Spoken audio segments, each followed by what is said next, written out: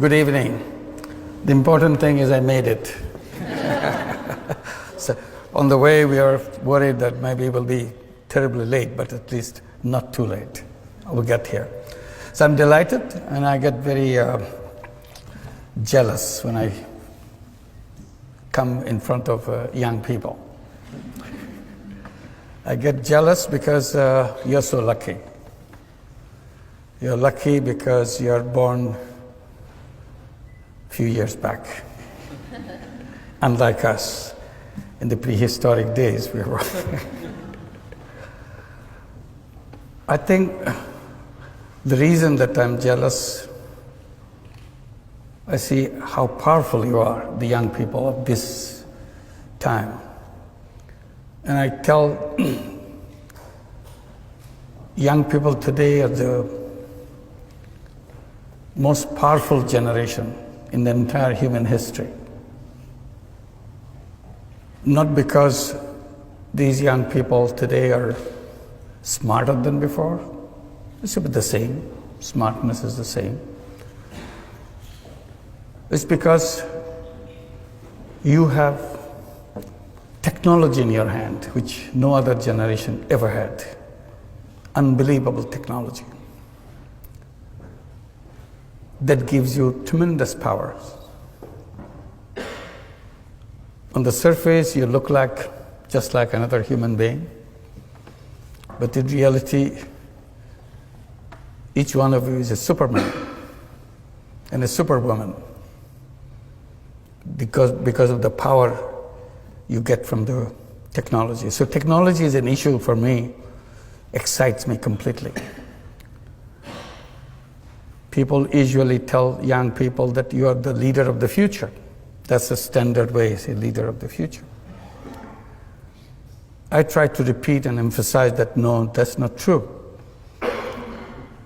Because you are leader already. So you don't have to wait for the future to become leader. A 15-year-old today is more powerful than probably 35-year-old of other generations. So what do you do with that power? That's the issue I raise. Because if you're not using that power, that will be wasted. So first to feel that you have that power, the amazing power that no other generation in history ever had, and decide how you're going to make use of it. My story begins not about power. My story begins with frustrations. I was born in a country where in each direction you see it's a lot of frustrations, a lot of disappointments, a lot of things you wish didn't happen the way it happens. And out of this frustration, you feel you're a totally useless person. You cannot do anything. You have nothing that you can make a change, make a difference. The country went through famine. When I was teaching economics in the university right next door, people are suffering of hunger, 1974. So I felt all the theory that I teach is useless stuff, has nothing to do with people's life. And I felt totally useless as a human being. I cannot be of some use to somebody. So that's what I was trying to do, getting into the village next door to the university campus to see if I have any use for anybody else. And then I did tiny little things to find my worth, that yes, I have some meaning in my life. And I did things which I knew nothing about. When you're desperate, out of desperation you do things which you never thought about. So I'm sure you have been told how to plan things, how to set things, everything very clearly. But that's not what I did. I jumped at things without knowing anything about it because I just couldn't wait. And you heard about microcredit, which goes with me. People remember how it started with me. It was not a pre-planned thing. Simply, situation is so bad, you had to do something. And that situation is about loan sharking in the village, which is just next to the university campus. And it's so ugly. You feel so terrible that human being can be so heartless, so cruel to each other, giving tiny loans and take control of the full life of those people, turn into slaves because somebody gave you some loan, so he has the right to turn you into slaves. So you see it very clearly. It's not reading in the books. Just be there. You see the person who lends, you see the person who borrowed, and you feel totally important. You don't know what to do. Suddenly it came to my mind, I can do something. I can take care of this problem. It may be a global problem, who cares? But all I see, these people here, and I can solve the problem for these few people. The idea is, why don't I lend the money myself? If I lend the money myself, then they don't have to go to the loan shark. And the problem is solved for these people. And that's exactly what I did. I started lending money from out of my pocket. It's not a planned thing, calculated thing. And that's the beginning of the whole story of lending money. Then the battle became with the banks. They will not open their door because I ran out of my money because it became so popular. Everybody wanted to borrow money. Who doesn't? And in the process, I exhausted all my money. So I thought, why don't I go to the bank and let them do this? They refused. So my struggle began to convince banks, which I never could. Now it's about 38 years after I first began. I still couldn't convince the bankers. So now I look at the whole system, what we call economic structures, conceptual framework, and all that. And I feel how wrong they are. And that's again my complaint. We read about it, we study it, we take it so seriously. But I feel it's designed in such a wrong way. Because you look at the theoretical framework of the capitalist system, you immediately find out the misrepresented human being in the theory. In their theory, human being turned out to be a money chaser. All they do in their lifetime, chase money. It's a money-centric, profit-centric world. So the entire theory has been built on the selfishness of human being. I said, that's wrong. Human being is not all about selfishness. Human being is not one-dimensional being. Human beings are not money-making robots. That's not their identity. Theory has diminished human being, made into a small thing, as a robot. But real human being is very big, way bigger than what the theoreticians imagine. It's a multi-dimensional being, not one-dimensional. I said, just to take example, I said, theoretician took the selfishness in human being, built the whole theory out of it. They forgot the same human being is also a selfless human being.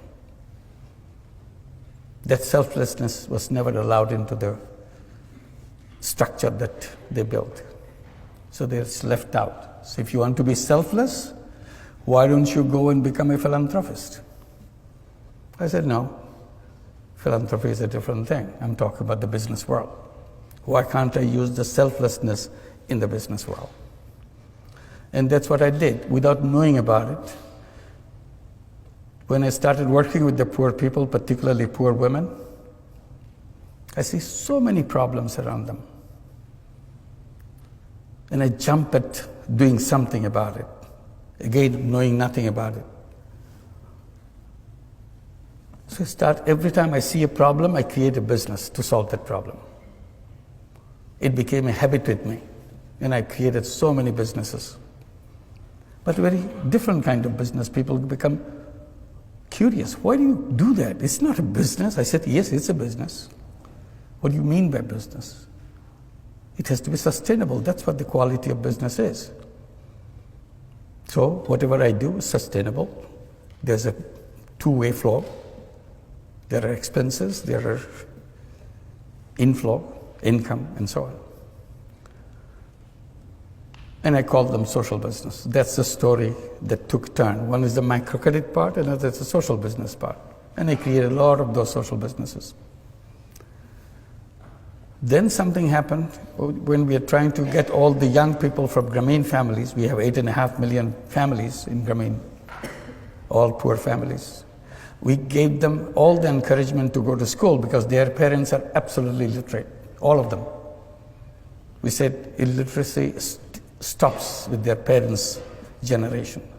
Second generation coming out in the Grameen families must be literate. We did everything possible to make sure it happens, and it happened. We sent them to school. We gave them scholarships. We gave them all kinds of encouragement, and then started giving education loans so that they can go to the higher education. As they start coming back from schools with higher education, they get very frustrated. Where's my job? There's no job in Bangladesh. Very difficult for a poor young man or a young woman to find a job. In the beginning, I have no answer to that question, where is my job? Then I turned the question into another question. The moment say, we don't have jobs, what do we do? And I said, who said you have to have a job? Did your school tell you that you have to have a job? Did your teacher tell you? Did your textbook tell you that you have to have a job? How did this idea of job got into your head? They get very puzzled. Aren't you supposed to have a job? I said, you are young people of this generation. You're lucky young people. Job is an old-fashioned idea. People who didn't know anything, they thought about the jobs. The real human beings don't run after jobs because it's an artificial thing. Job is an artificial thing. Real human being is a go-getter. Real human being is an entrepreneur. It's in the DNA, it's in the blood. But somehow theory pushed them into wrong direction. Seek jobs. I said, you change your mind. Tell yourself again and again, every time you get a chance, I'm not a job seeker, I'm a job creator. And be a job creator. Think like a job creator. Behave like a job creator. As a job seeker, you become small. You are at the mercy of somebody else. As a job giver, you are at the top. Why should you have a job? To start your life as a creative human being, full of energy, full of capacity. Start at the very bottom. Nobody gives you a job at the top. It gives you at the bottom, no matter what it is. So all this energy, all this creative power is squeezed into tiny little thing to find a little job. Do the routine things. That's not the destiny of a young man, young woman. Young man and young woman should start at the top and use all the creative capacity and change the world. They get very puzzled. I don't have a job, he's making joke with me. So I said, it's not a problem. Look at your mother. 20 years back, 25 years back, even 30 years back, she took a loan from Grameen Bank, $30, $25. She was shaking like this. Couldn't believe that anybody could trust her with such an enormous amount of money. That's her life. She dared to take this money in her hand and start a business, raising chicken, raising vegetables, sewing clothes, whatever. That's what the 8.5 million women do in Grameen Bank and all the microcredit elsewhere. I said, what good is your education if you're not braver than your illiterate mother? She did it. Along the way you were born, she sent you to school, and you have all this education, and she's been doing it all the time in front of your eyes. You never noticed it. And you're going around to find a job somebody give you to do some minor thing. Is it befitting to you? So that is working. So what we did, we created a social business fund in Bangladesh. Tell every young person within Grameen families, come up with a business idea, anything.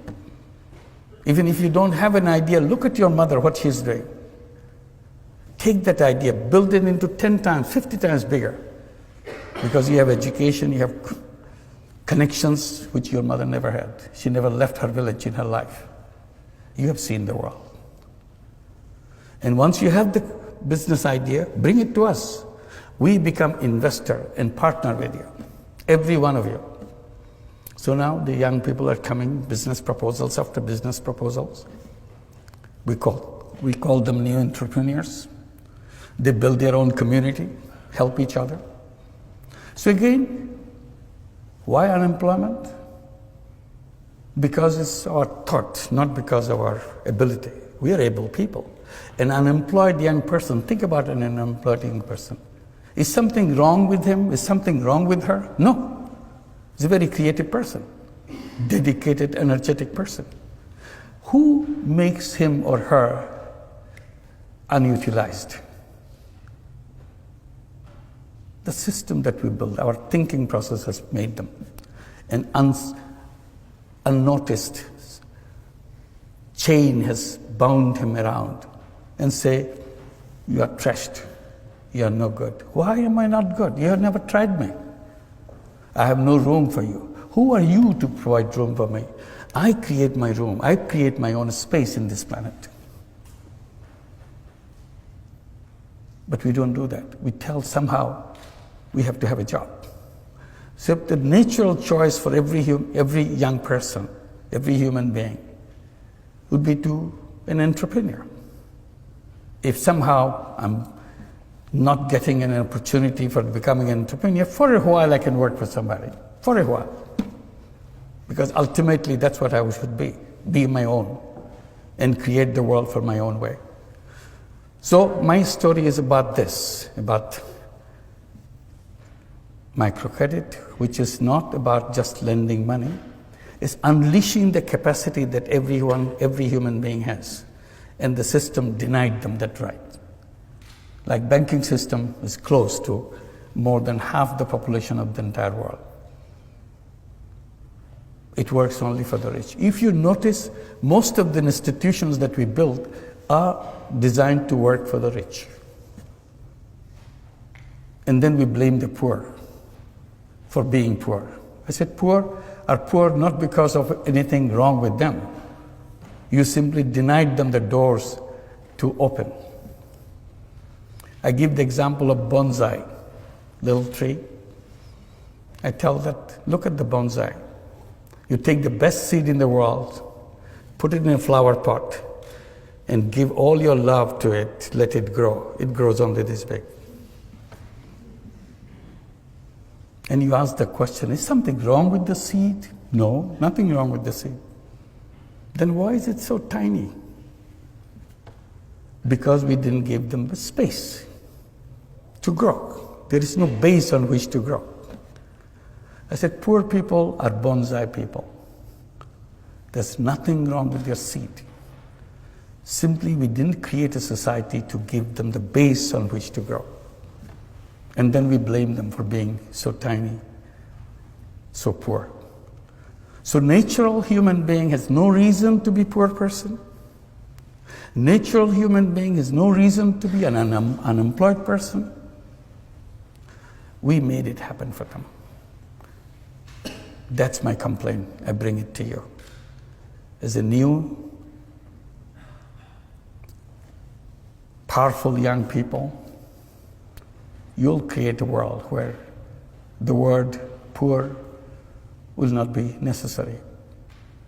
And I keep saying that poverty should be in the museum, not in human society. In the museum to show our stupidity, how we punished human beings for no fault of their own. And you'll create a society where there will be no unemployment. The word unemployment will not be understood. People will not understand, what does it mean, unemployed? Why should anybody be unemployed? The first thing to do is to make the word unemployment unemployed. And that's the beginning. Thank you very much.